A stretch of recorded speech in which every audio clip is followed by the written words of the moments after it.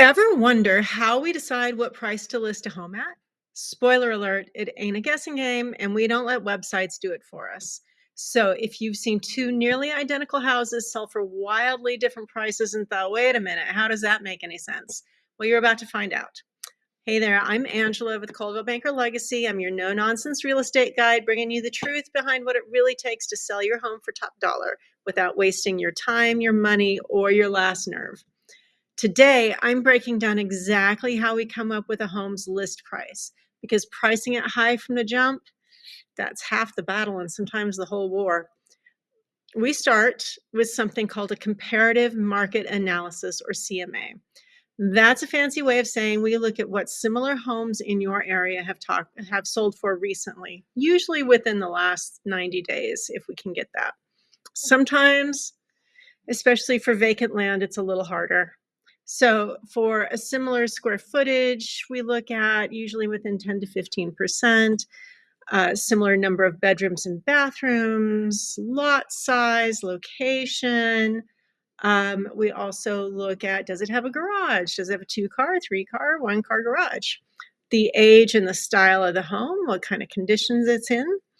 So these are your comps. So that's your property's competition and its closest cousins. So we don't look just at homes that already sold. We also check the current active listings. What else is currently for sale? That's your competition. So we also check the pending sales. And those are the homes that are under contract right now. That tells us what buyers are saying yes to right this minute. And then we look at the sold listings, what they actually closed for, and for how much. And we also look at how much time it took for them to close. So this mix gives us a real-time picture of what the market is doing, what's working, what's overpriced, and where your home fits in. Two homes may look the same on paper, but if one's been lovingly updated and the other one looks like it's still living in 1996, trust me, they're not worth the same. So we're going to look at kitchen and bathroom upgrades. We're going to look at flooring, the paint, the roof, the HVAC, curb appeal, and landscaping. Overall cleanliness and maintenance, we want you to look nice in your pictures, and the condition can swing the value by tens of thousands of dollars, even in the same neighborhood.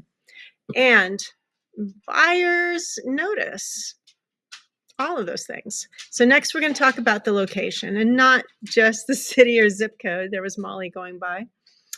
I'm talking about your exact street. Now in Albuquerque, if you've been here a while, you know that block to block, the condition of the homes can be really different. Is your home near a busy road? Does it back up to power lines? Or is it in a quiet cul-de-sac with a view? So those little details can matter. So we also consider school zones, walkability, HOA rules, and how quickly homes are moving in that specific pocket. So timing is everything. If interest rates just jumped or the local market is starting to slow down for whatever reason, that can also affect buyer behavior. So we're going to also look at how many days your home is sitting on the market, whether buyers are offering over asking or below, how many showings and offers similar homes are getting, seasonality, because selling in the spring is different than selling in December. Okay, so now you know all that. Here comes the strategy. We're not just picking a number that feels good.